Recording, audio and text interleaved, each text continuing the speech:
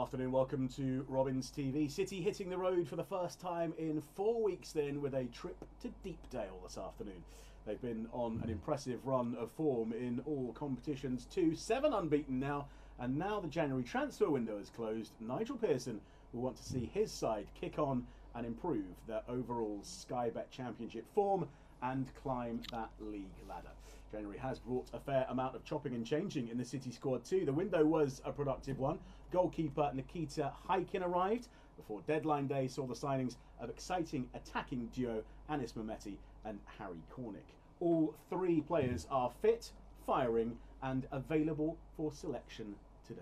But will they make it? We'll find out on the way very shortly indeed. Hello, good afternoon and welcome to Robins TV. It's Downsy here at Ashton Gate, and I am joined by a man who has played nearly 400 professional football games for QPR, for Bristol Rovers, for Telford and Shrewsbury, amongst others, and represented England all the way up to under-21s. It is now my pleasure to introduce professional development phase coach Trevor Challis. Trevor, welcome back to Robins TV. What a January transfer window it's been for Bristol City.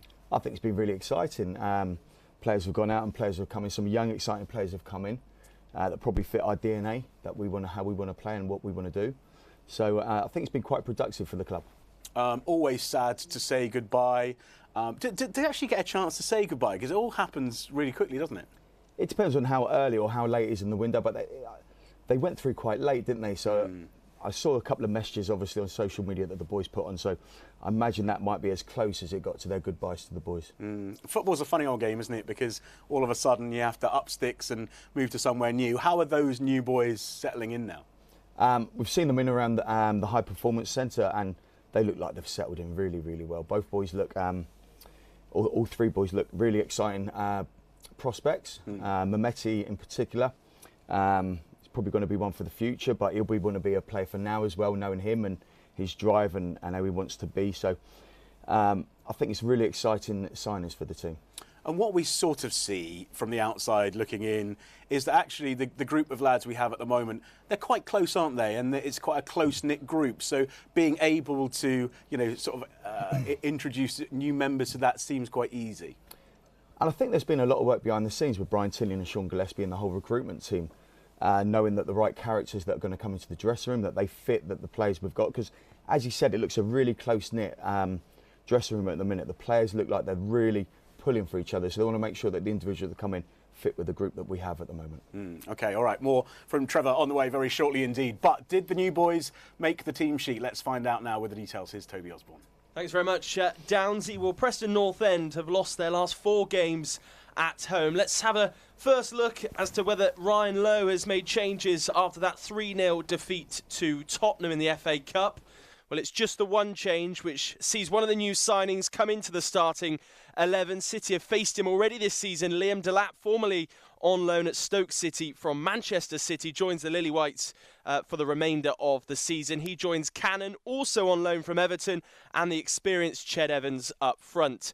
Behind them, a midfield 4 to include Northern Ireland international Ali McCann and the captain for today as well, Alan Brown. And this is a Preston side who have accumulated 12 clean sheets this season thanks to a solid back 4 of Story, Lindsay, Hughes and Brady. On the bench, former Bristol City man Greg Cunningham, Manchester United loanee Fernandez and new signing from Fulham, Josh Onoma. Well, Nigel Pearson's squad is leaner, and the clear strategy emerging as well throughout the January transfer window as he embeds more youth players into the first team squad. Today, a very strong matchday squad as well. City fans will be on tenterhooks to see if the new signings are in the starting 11. I can report that just one change sees Pring come in for Jada Silva. It means Cornick and Mehmeti are on the bench, an incredibly strong bench as well. Sticking to that 4-3-3, the impressive Atkinson and Viner are flanked by Pring and Tanner. Naismith enjoying the freedom in midfield that role gives him. And if you look at his record when he played for Portsmouth, it's no wonder the manager is sticking him with that role. Beyond them, Alex Scott hoping to build on his first goal for the season last week. And then a front 3 of the inform Mark Sykes, Naki Wells and Sam Bell. The returning Andy Vyman, Thomas Callas, Joe Williams and Hykin and Jada Silva make up a very strong bench this afternoon. Nigel Pearson was pleased with the work that they did in the transfer window, but what is he expecting from his new-look squad today? Nige, back to championship action, just one change to the team. Campering comes back in for Jay De Silva. In terms of selection, were you tempted to put the new boys in, Anis, Harry? There's been discussions, but I think it's important that they get to have a good look at what we're about. I think they've had a few days now with their teammates, so that's good for them. But also the performances of late have been positive. So yeah, up to the players who are in there to stay there at the moment. They're on the bench. You've got Andy Vyman back. It's great to have him returning. Yeah, we've got a strong bench, and it just means we can. Yeah, we've got lots of options in terms of if we want to make positive moves during the game. The pitch is a bit heavier than a lot of pitches we've played on recently, so it could be that we need, if we're going to play at that intensity, we might need to freshen it up. So, you know, it's nice to have those options out there, so that if the game needs an injection of energy, that we can put fresh players on. And part of keeping changes to a minimum is it's a good confidence boost for Sam Bell and Naki Wells. Well, I mean, Sam was outstanding last week, and you know, and Naki's had a good season so far. So, look, there is more competition, clearly, and I like to keep players on the toes. So, it's important for them that they maintain their standards. Cup run's lovely, but you've often said the league is a priority. In terms of what you want to see from the team today, what is that?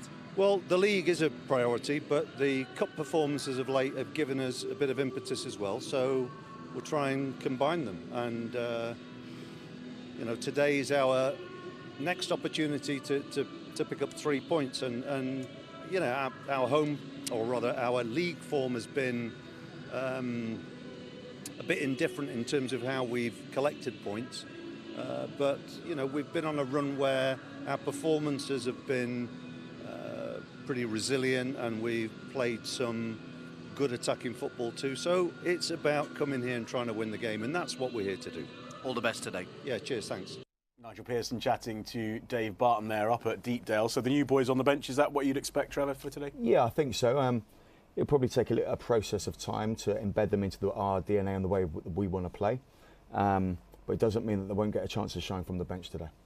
Do we need to temper our expectations a little bit with Mehmeti? Obviously, everybody's very excited, but he has, you know, very limited experience in the Championship, really. He does, but he's an exciting footballer.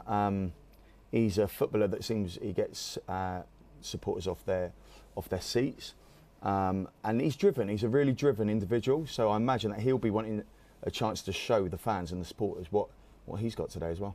And that's something that you can't teach footballers, is it? That drive, that determination, that enthusiasm. We try our best at the High Performance Centre to teach it. But you're right, he's got that great drive. He's come from, I think, all the way from non-league football. So he's got that fire in his belly where he wants to go and succeed and be the best he can be at all times. All right, for now, Trevor, thank you very much. Right.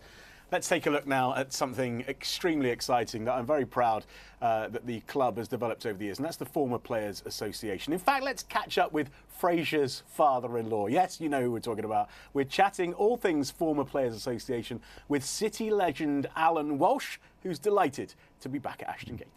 Yeah, it's fantastic. You know, it's all obviously all down to Neil and Scott and Patch, and obviously they're doing a wonderful job, and it's just growing up.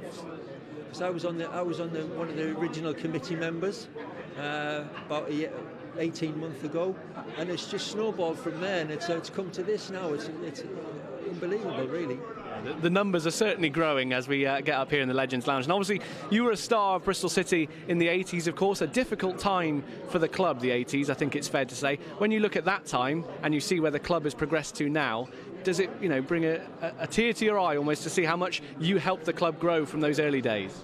Not much a tear to the eye, but it's satisfying to see. Obviously, in them days, in the 80s, obviously football in them days was a different game. And the club had sort of just been promoted from the old 4th division when I came to the 3rd division.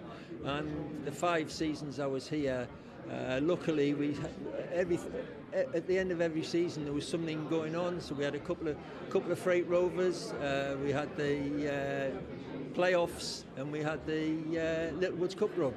So it was, it was good times. Exactly. So as you say, you were here for 5 seasons, 100 goals in that time as well. I'm going to push you for a favourite memory of your time, and maybe one of the favourite goal of those 100. Well, obviously the memories is obviously the Wembley appearances, especially the first one against Bolton. When you go to Wembley for the first time and you come away with the trophy, it was fantastic weekend, not just the day. Sort of favourite goal, I think my first season here was we played Brentford at home, and we absolutely battered them, and we couldn't score. Their goalkeeper had a phenomenal day, and in the end I got a goal which sort of put us 1-0 up, and then Chris Kamara scored with a header to level the game, and that's how it finished 1-1. But the chances we had on that day, we should have sort of been out of sight, really. And just finally, I have to ask about your son-in-law. He's just come back. Apparently, we believe that coming back to move to Portishead. Might we see Kelsey Grammer down at Ashton Gate at any point? Are you going to bring him along? Yes, possibly. Yeah, possibly. They're sort of like, it's obviously they come over sort of like maybe it's once every 3 months, once every 4 months, something like that. So hopefully they've bought a place in near Portishead. So hopefully that they'll be coming more regular, and hopefully we can get them down to Ashton Gate. Fingers crossed. Well, thank you very much, Alan. Thanks for speaking to us. Thanks a lot. Thank you. What an absolute legend Alan Walsh is. Thank you very much for your time, Alan. Right, still to come then on Robins TV, we have the battle of the century. Yes, it's Naismith versus Williams in the Robins translator game. Find out what that is on the way very shortly indeed. Plus, of course, all the action from Deepdale as we continue after this short break.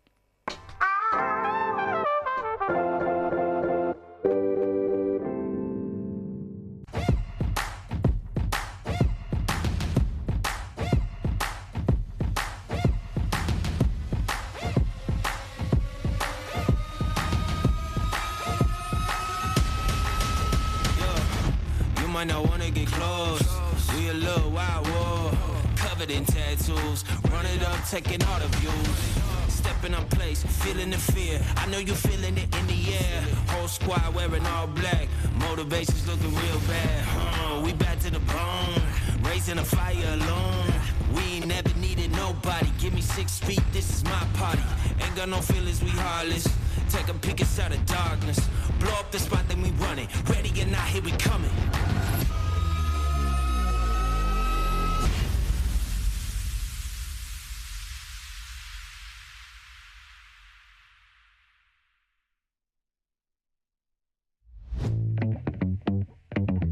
So we've got all this outdoor space here, and it's perfect for companies to come in, whether they're small or large. So we cater for maybe a team of 12 or a team of 800. They can come here, have a really positive experience, and be rewarded for all their hard work in the office or whatever industry they're from. As we've got such a big company, a lot of us don't see each other. Being able for the first time to get everyone out together in one place doing an activity together was great for team bonding and boosting that morale. We can hone in on specific skills such as communication, leadership, teamwork, resilience. Here we've got a 400-metre military assault course, which is fantastic for team building.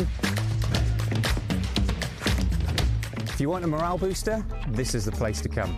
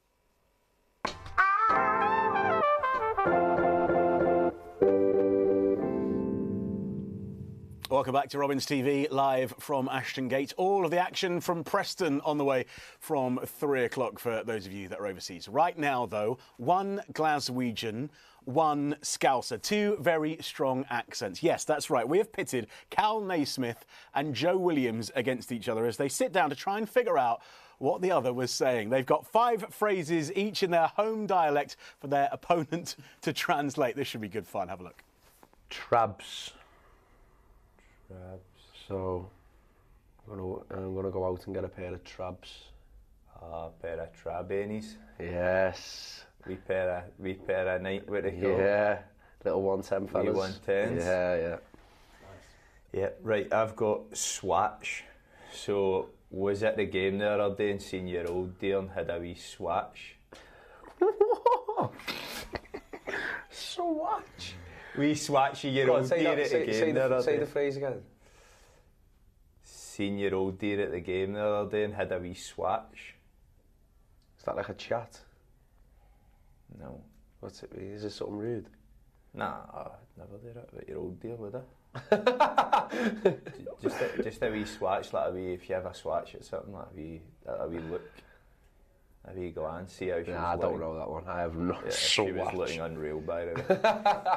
Yeah, right, go on. Cob on. You every day, innit? In a bad mood, get a bit salty. Yeah, that's perfect for you. Knotting myself. I've never really used this one, but I have heard it, so if I try and put it in a sentence for you, I can't, because I've never used it. What is it? Knotting myself. Knotting myself. Knotting myself. Knotting myself. Yeah, knotting myself. Doesn't sound great. Oh, heard it? No. Knotting myself. Like if you're like crying, like laughing. We would use another phrase. This is a different language, lad. This isn't even English. We would probably say like peeing myself. Like that. Use at a different breed. Right, my next one. Gagging in. Gagging in? Liam Tovey was downstairs gagging in on another story again. Yeah, like try to join in and something that's not your business. Yeah. You're doing well, mate. 3 out of 3. You're doing well. Geggy. Geggy. So like, just one that I would know is that. It's like, shut your geggy, innit? Shut your mouth. Yeah, shut your mouth. Yeah, get in there. Off the mark. Grid. Face. Yeah. See, you've heard me saying all these. Like. Mate, I played at Aki with like 45 Scousers my whole life. Honking. Yeah, like, so, terrible. I watched like your shooting the other day in training, and it was honking. Prolific emo, mate. Prolific. Yeah, I've got that one. Yeah, means not good. Look at his bins there.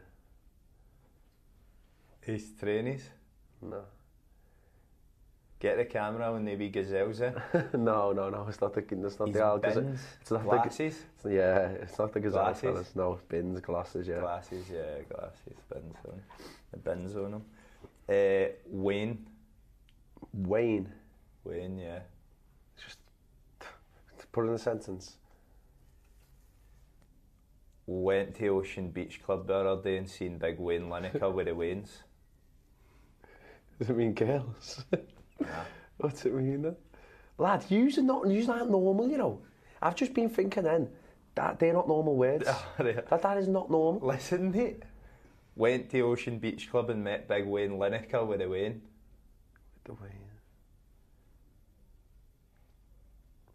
With the Wayne. Met Wayne with the Wayne. You don't know that one? A baby, like my wee boy. Oh, yeah. Waynes, like with the little ones. Yeah. You call your kids Waynes? Back in the day, come round was, to see the Waynes. The Waynes were running about outside. Getting off me, lads. The Waynes. Can't listen to this no longer. I'm getting off. What do you call them? No, I'm going. Scuddies? I can't listen to this no longer. I've got to go. Is he doing? He's storming the meeting. Nice. Love it. Greece, Accrington, Stanley, who are they? Right, so now, as far as the action is concerned, back to October now we go. And whilst everybody was thinking about scooping out their pumpkins for Halloween, Rob Atkinson had something less scary in mind. Let's take a look. It's not like you're getting to the byline and pulling it back. It is just sort of laced in there with a little bit of loft on it, a little bit floating. It's going to suit the goalkeeper all day long. Option here for Preston. Good work again from Max O'Leary. He's got a kick from it as well. But Guire, though, as you've been saying, Lewis, slid in, and it's Daniel Johnson that provides what could have been a pretty impressive assist. Chance with Alex Scott then. Semenyo peels off his marker. Atkinson was there. Tommy Conway drives it across. Here's Semenyo. Feints to shoot, then Sykes from range. Complete scramble at the back from Preston as Conway tries to keep Bristol City ticking. Here's Sykes. Chips it into the box. Flick on from Ryder. And guess who it is? It's Big Rob at the back post. Atkinson has his second goal of the season. South Stand are up. Some Bristol City break the deadlock at Ashton Gates.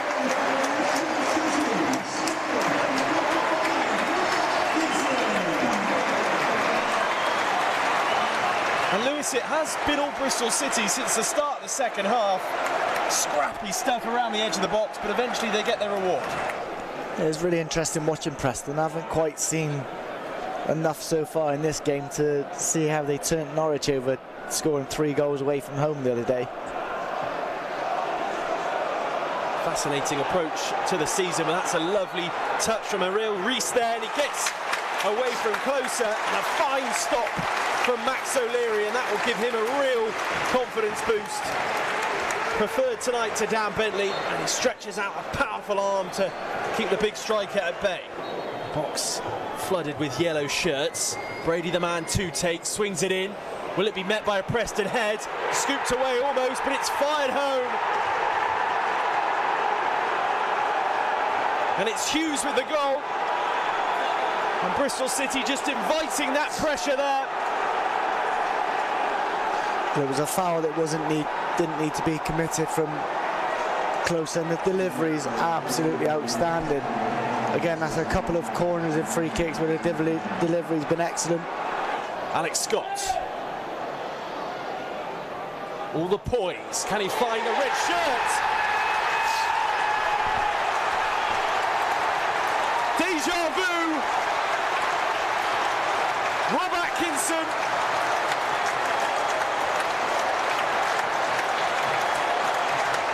Not only a beast at the back, but he's becoming a high flyer in front of goal as well. And Bristol City retake the lead with just 30 seconds remaining. Yeah, I think just like with the Preston goal, the delivery is incredible from Alex Scott. It's flat, it's got pace on it, it's right in the middle of the goal, and it's just saying, head me in. And that's what the big centre-back does. Okay, more action then from Deepdale from 3. What do we have to do to bring all 3 points back to Bristol then today? Well, Lowe's an ex-teammate of mine at Shrewsbury Town. He always has his teams well organised. I think they'll play 3-5-2. I think they'll drop deep into a 5 out of possession. We've really got to be careful of Robbie Brady with his quality and his experience. He looks to get the ball wide, they look to get it wide. He looks to cross early, so we need to be well. We need to marshal our defence well when he gets the ball. They've got a little bit of experience up top with Ched Evans, and obviously the youthfulness of Liam Delap. So they've got a good bit of experience and the right mixture in their team. But I think if we can work the ball into the wide areas quickly, we've got pace in Sam Bell, we've got pace in Sykesy, we've got pace in Naki Wells up top. I think that's where the game will be probably won, if we can get the ball quickly into those type of players in the wide areas. All right, very good. Trevor, we're going to hand you over to Toby Osborne very shortly indeed. You'll be joining him. Right now, though, we do have to say goodbye to everybody that's been watching on Facebook and YouTube. Thanks very much. Of course, EFL regulations mean we can't show you the game, but you can buy your Robins audio pass if you'd like to continue listening at bcfc.co.uk. More Robins TV next Saturday from 3 o'clock. We look forward to seeing you then, and bcfc.co.uk for your audio pass.